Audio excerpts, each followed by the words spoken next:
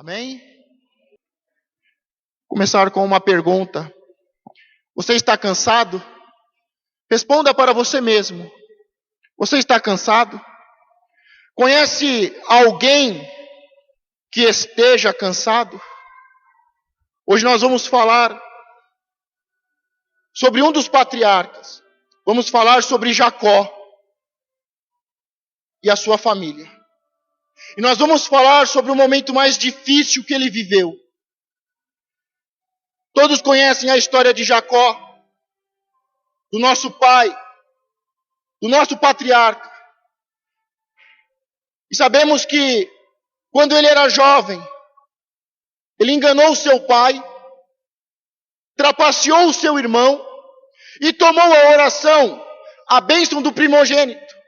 E por causa disso, seu irmão Esaú, tomado de raiva, de ira, de ódio, jurou matá-lo. E por causa disso, Jacó, temendo pela sua vida, ele foge, atravessa o deserto e vai viver um período longo e longe da sua casa, da casa do seu pai. Mas quando ele ainda está no deserto, fugindo do seu irmão, ele tem um encontro com Deus. E ele faz um propósito. Que se Deus cuidasse dele, que se Deus o abençoasse, ele voltaria à casa do seu pai. Era o desejo de Deus, era o desejo de Jacó, de voltar à casa do pai, de resolver os problemas, de estar em paz com o seu irmão e na casa do seu pai.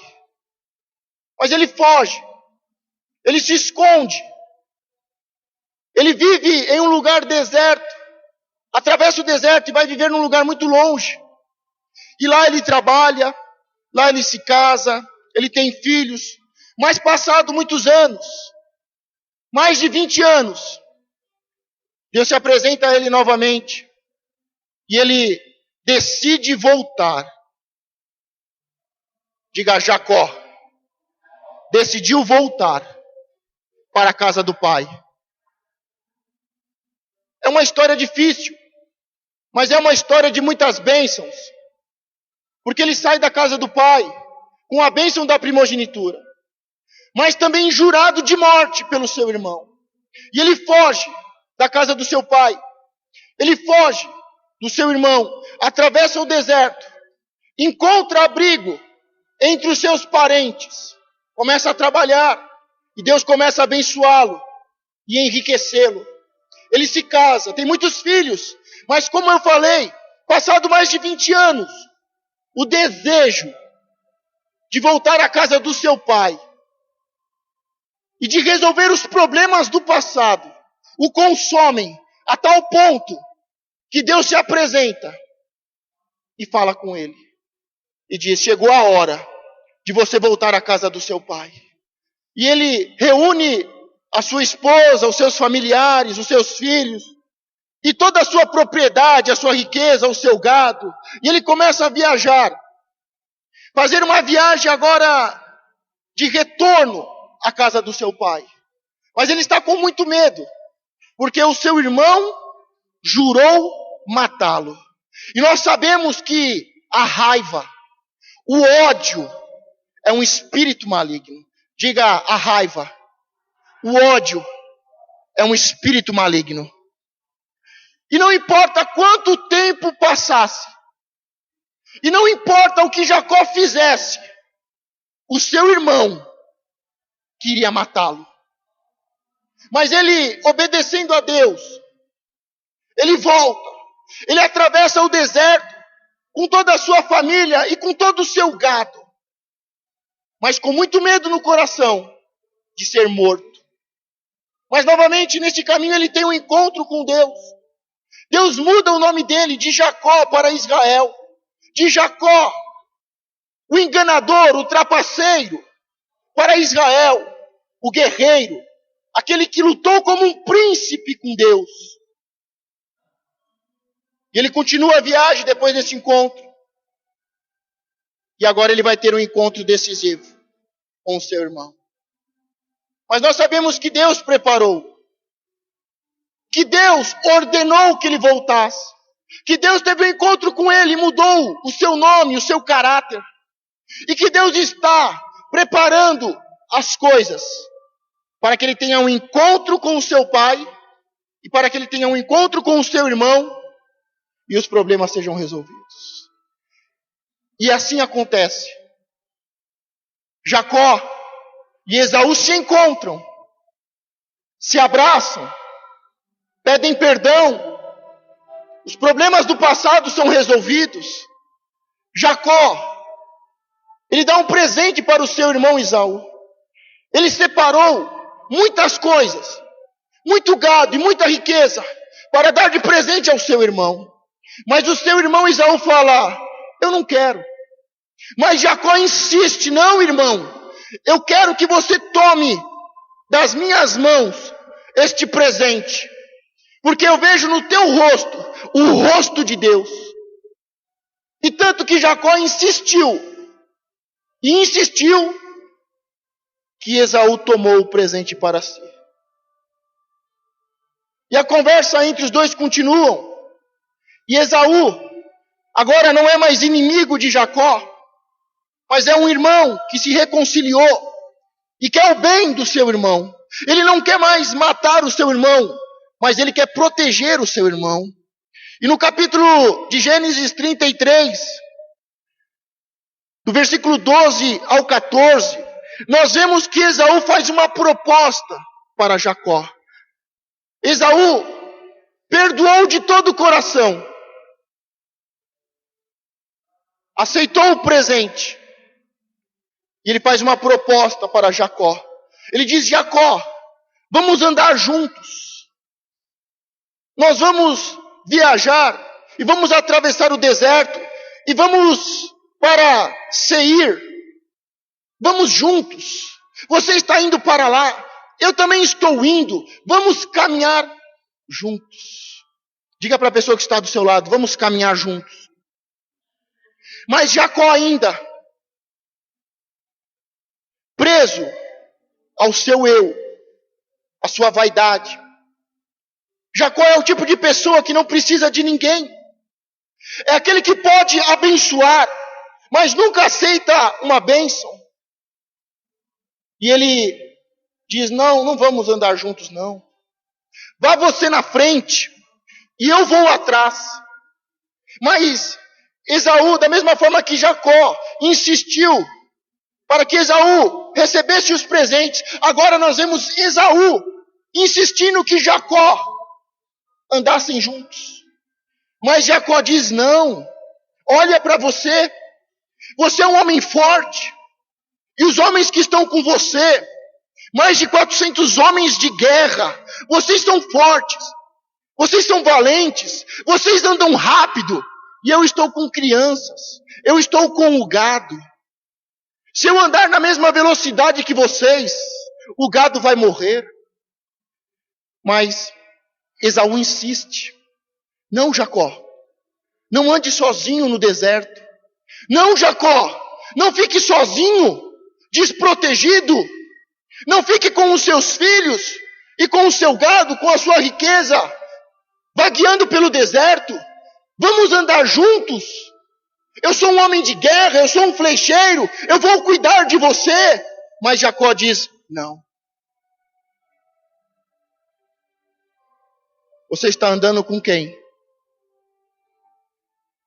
Você está andando sozinho? Você não precisa de ninguém? E Esaú insiste. E quando Jacó diz não, ele muda de estratégia. Então ele diz: pelo menos aceite que alguns dos meus homens fiquem com você. E ele diz: mas por que tanta bondade? Não, meu senhor Esaú, vá na frente, com todos os seus homens, e eu vou atrás, e lá nós nos encontramos. E Jacó não aceita a presença do seu irmão, não quer caminhar junto, dá 1000 desculpas, e não aceita a proteção dos homens de Esaú, do seu irmão. E aqui nós entramos em um dos piores capítulos que temos na Bíblia. Em um capítulo que relata a maior tristeza de uma família. Porque a palavra diz que então Esaú, não tendo mais argumentos, recolheu todos os seus homens de guerra, e continuou viagem, a todo vapor, com toda a força, para avançar e conquistar. Mas Jacó, que falou que ia logo atrás, e não aceitou a presença, que não aceitou andar junto e nem a sua proteção, ele muda o caminho, ele vai para outro caminho. E chegando lá, e chegou Jacó salvo a Salém, cidade de Siquém, que está na terra de Canaã. Quando vinha de Padã Arã, e armou a sua tenda diante da cidade, e comprou uma parte do campo, em que estendera a sua tenda, da mão dos filhos de Amon, pai de Siquém, por 100 peças de dinheiro, e levantou ali um altar, e chamou-lhe Deus, o Deus de Israel. Vemos então que, ao invés de seguir para Seir, ele toma outro caminho. E chegando lá em Siquém, ele monta a sua tenda, se encontra com o rei e com o filho do rei, e compra uma propriedade de terra. E diz ali ainda, como nós lemos, que ele levantou um altar, e ele chamou o altar Deus de Israel. Parece algo muito bom. Parece que algo está perfeito. Ele chega em uma cidade, se encontra com o rei e o príncipe. Ele tem dinheiro. Ele compra uma grande propriedade de terra, monta a sua tenda, e os seus familiares ficam ali. Mas como eu disse, o capítulo de Gênesis que se segue, o capítulo 34 de Gênesis, é uma história muito triste. Porque sabemos que Jacó tinha quantos filhos? Diga 12. E ele tinha uma filha. Era a sua única filha, chamada Diná. Mas quando continuamos o texto do livro de Gênesis capítulo 34, um abuso acontece. A filha de Jacó é abusada. E Jacó tenta uma negociação com o rei e com o seu filho, o príncipe, para que ele tomasse Diná por esposa e não houvesse vergonha e afronta. E fizeram uma negociação, mas os filhos de Jacó, os irmãos de Diná, tomados por raiva e por ódio. Diga, o ódio é um espírito maligno. Houve o acordo, e o acordo era que se todos os homens fossem circuncidados, ou seja, fizessem uma aliança, se tornariam povo de Deus.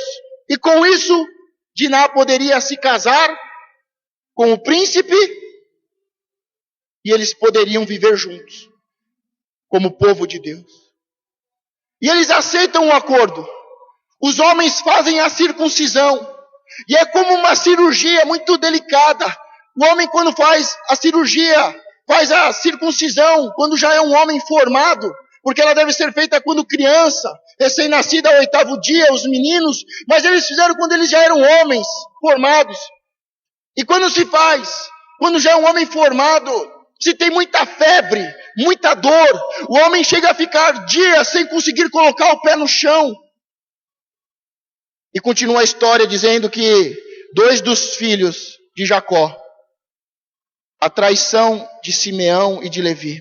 E Simeão e Levi entraram pela cidade quando todos os homens tinham sido circuncidados, como se tivessem passado por uma cirurgia muito delicada, e estavam todos enfermos, tomados por febre, e não podiam nem se colocar de pé. Eles entraram pela cidade, mataram todos os homens, tomaram as mulheres para si, as crianças, e todo o gado e toda a riqueza.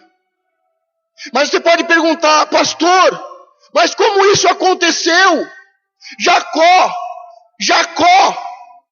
Israel, ele chega em uma cidade, ele compra uma propriedade, ele monta a sua tenda, ele levanta um altar a Deus e chama o altar de Deus de Israel, porque Deus tinha mudado o seu nome de Jacó para Israel, e ele levanta um altar dizendo: este altar se chama Deus de Israel. Por que tudo isso aconteceu, pastor? Porque um abuso, um estupro, uma desonra tão grande. Por que, meu pai? Um homicídio em massa, uma destruição de uma cidade inteira. Esse território foi marcado pela confusão, pela perturbação. Esse território é marcado pelo abuso, pela desonra, por acordos que foram feitos, mas não foram cumpridos. Esse território foi marcado com sangue, com derramamento de sangue, com homicídios. Muitas vezes, Deus nos abençoa. Deus nos coloca e nos traz para a casa do Pai. Os problemas são desfeitos. Mas ao invés de andarmos juntos, ao invés de aceitarmos, vamos caminhar juntos, ao invés de aceitarmos a oração e a proteção do irmão, nós continuamos egoístas. Continuamos vaidosos. Dizendo: eu não preciso de nada, eu não preciso de ninguém, eu tenho dinheiro, eu posso dar presentes, mas eu não quero nada de você. Eu tenho muito para dar, eu tenho muito para oferecer, mas não aceita nada. Não aceita nada de Deus, não aceita nada dos irmãos.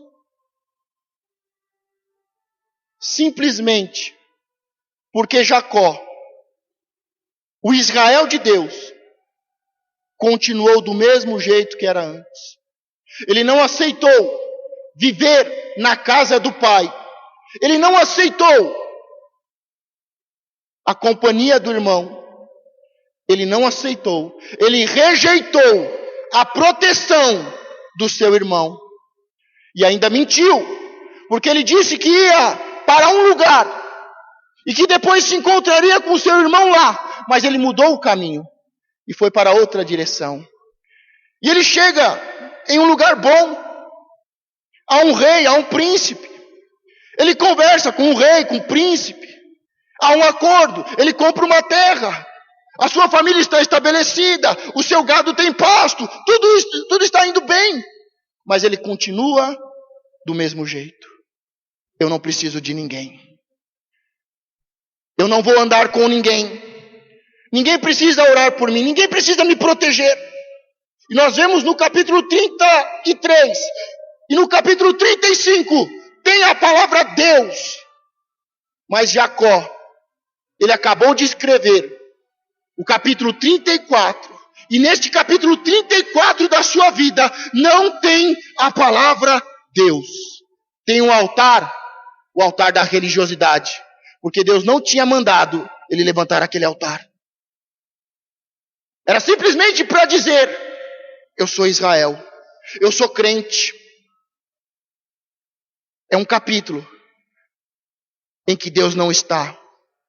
É um capítulo onde acontece um abuso, um estupro, onde acontece um acordo, e um acordo é quebrado. E muitos homens, todos os homens daquela cidade, desde o rei, o príncipe e todos os homens, foram mortos à espada pela traição de Simeão e de Levi. Mas o capítulo termina e o outro começa, e nesse meio termo Deus se manifesta. E se você olhar na sua Bíblia, vai estar escrito: Deus manda Jacó a Betel a levantar um altar. Agora sim, Deus fala para ele: saia das trevas, saia de Siquém, e vá para Betel. Vá para a luz. Vá para a cidade da luz. Lá onde eu já me encontrei com você. Porque lá de novo eu vou me encontrar com você. É lá que você deve levantar um altar. E Jacó, depois deste capítulo triste da história, sem Deus, só religiosidade, a sua família é marcada por um estupro, os seus filhos se tornam homicidas, assassinos, sanguinários. Depois desse terrível capítulo da história do nosso patriarca Jacó e da sua família, onde a sua única filha é desonrada e os seus filhos derramam sangue, que ele obedece a Deus e vai levantar um altar de verdade. Diga, um território marcado pela mentira, pela confusão, pelo abuso e pelo derramamento de sangue. Esse é o território que todos aqueles que decidem andar sozinhos estão. Tem muita gente levantando altares, mas não é debaixo do comando de Deus, é religiosidade.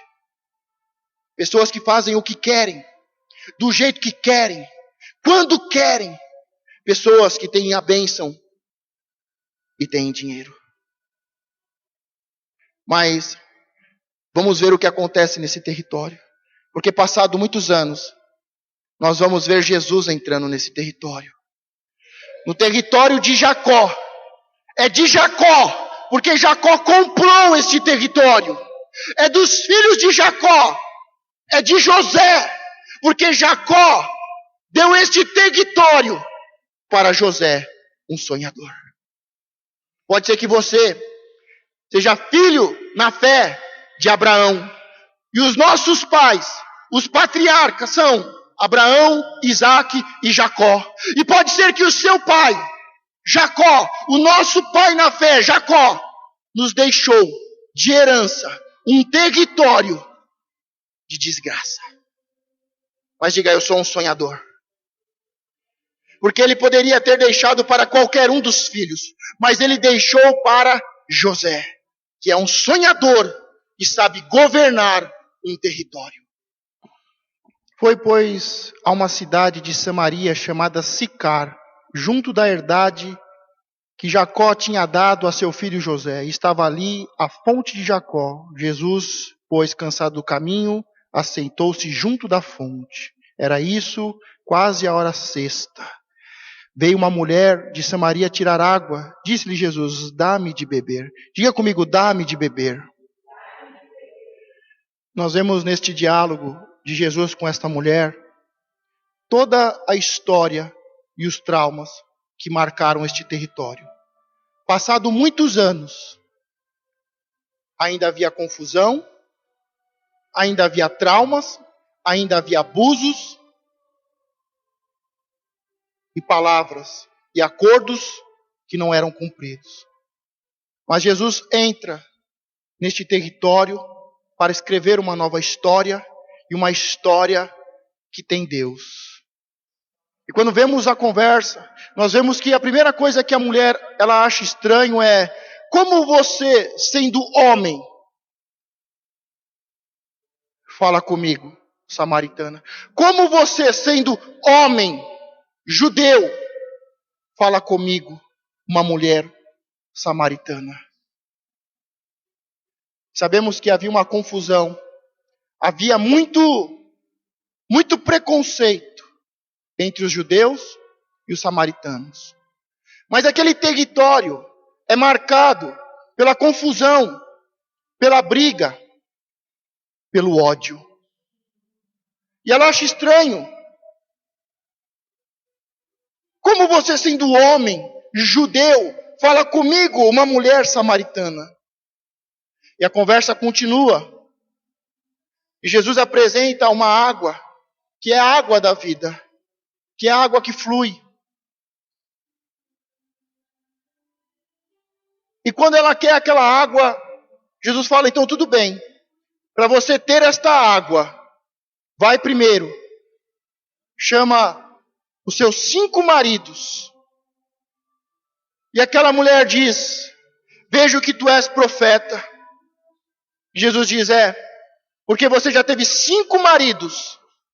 E o que você tem hoje, o 6º, não é seu. Provavelmente um homem casado, infiel. E ela pergunta: como você, homem e judeu, fala comigo, uma mulher samaritana? Mas Jesus fala sobre algo importante, sobre a água da vida. E ela quer beber da água da vida, só que Jesus diz: antes de beber, antes que eu te dê esta água da vida, é preciso uma libertação e uma cura. É preciso uma transformação. É preciso que todo mal entendido, toda amargura, todo ressentimento e ódio que você tem, seja desfeito. Jesus fala: traga os seus 5 maridos.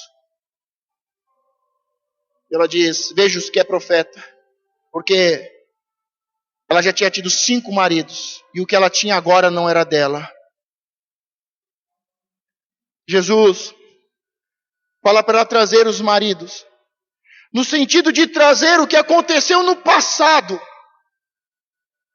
Os abusos que aconteceram no passado. As palavras que foram dadas e não foram cumpridas.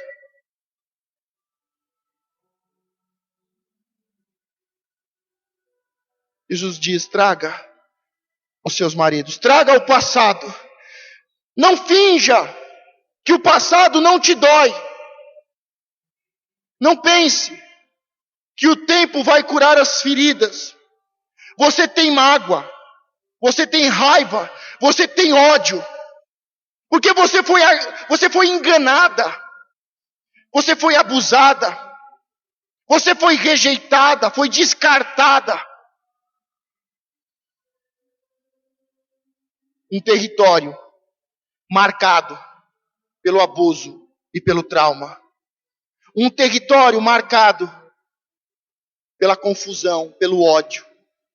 Marcado por homicídios, por raiva, por ódio, por preconceito, por guerras. E aquela mulher, ela pode conhecer um homem especial. Ela pode conhecer um judeu especial.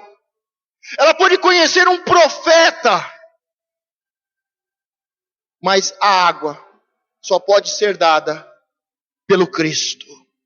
E ela chega agora, porque o trauma, as dores, o passado nos deixa confusos.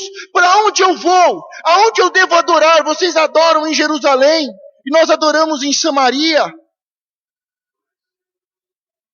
Esaú falou que ia para uma cidade, Jacó falou que ia e não foi.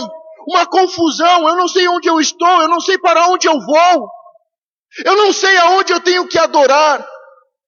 E Jesus diz: vocês adoram o que vocês não sabem e vocês não conhecem. Mas os judeus, eles adoram o que eles sabem, porque a salvação vem pelos judeus.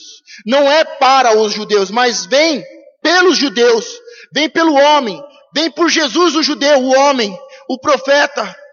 Mas ela acontece com Cristo. E a palavra diz que aquela mulher obedeceu Jesus. Ela deixou o seu cântaro. E ela foi até a cidade. E ela não só trouxe aqueles 5 homens, mas ela trouxe um grupo muito grande de homens. E Jesus ficou ali por alguns dias, ministrando a palavra do reino àqueles homens. E no final aqueles homens puderam dizer, porque a mulher chegou para eles e disse: olha, eu encontrei um homem. Por um acaso não seria ele o Cristo? E aqueles homens vão lá para conhecer e saber se ele é o Cristo ou não. E no final eles dizem: agora sabemos que ele é o Cristo. E não é porque você falou, mas é porque nós o conhecemos. Diga: uma mudança de vida. Uma transformação total. Aonde os problemas do passado foram resolvidos. Aonde a desonra foi perdoada. Jesus quer desfazer o que aconteceu no passado. As dores do passado. As dores de ter sido usado, de ter sido abusado, de ter sido rejeitado, descartado, de ter sido deixado para trás. Eu não sei se você crê ou não, mas eu creio. Porque Jesus deu água.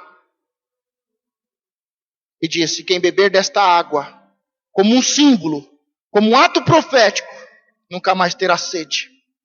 Jesus pegou o pão e disse: quem comer deste pão, que é o meu corpo, e quem beber deste sangue, deste suco de uva, que é o meu sangue que foi derramado, terá vida e vida eterna. Por isso eu não sei se você crê, mas eu creio. Eu não sei se você tem fé para dizer: pastor, eu não tenho fé para beber a água e ser curado e liberto. Eu não tenho fé para beber a água e ser transformado. Eu não tenho fé para deixar Jesus entrar e transformar o meu território. Mas eu quero dizer para você que eu creio e eu tenho fé. Por isso, se você não tem fé, eu tenho fé por você. Porque eu sou testemunha viva. Porque eu já bebi dessa água. E Deus transformou a minha vida. É para você que está cansado. É para você que está com sede.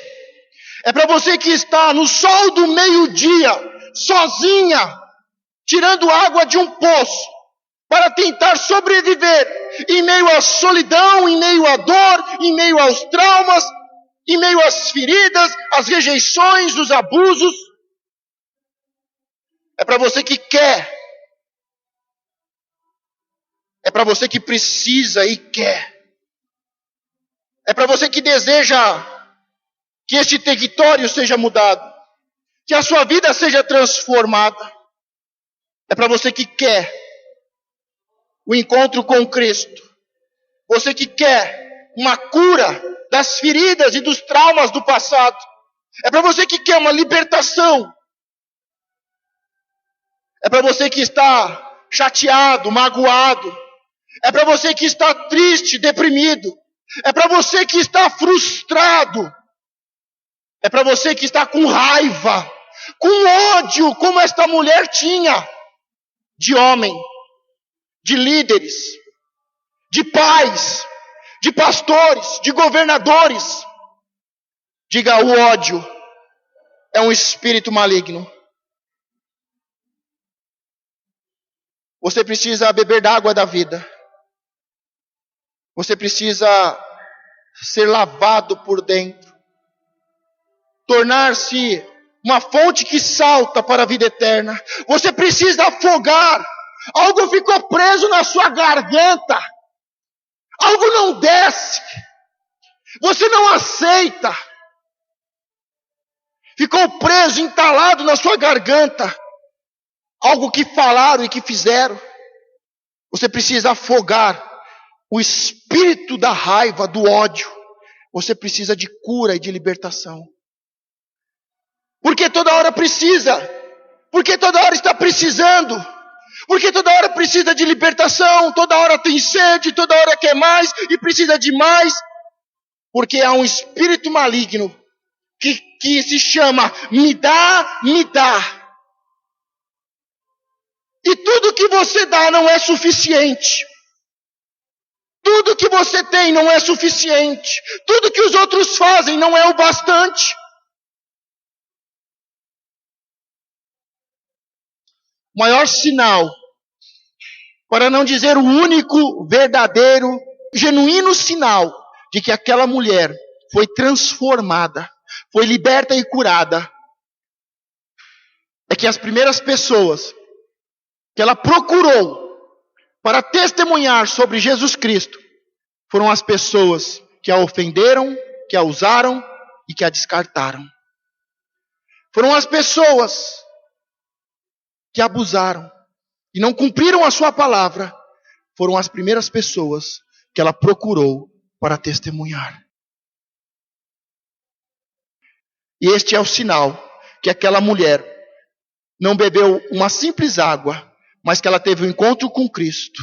Não um homem, não um simples judeu, não mais um profeta, mas o Cristo, que nos ensina a adorar em espírito e em verdade. Foi que ela procurou as pessoas que lhe tinham ofendido. O Senhor está falando com você? Eu tenho uma palavra para você hoje. Traga os seus 5 maridos. Traga os seus 5 inimigos. Traga os seus 10 malfeitores. Traga o seu abusador.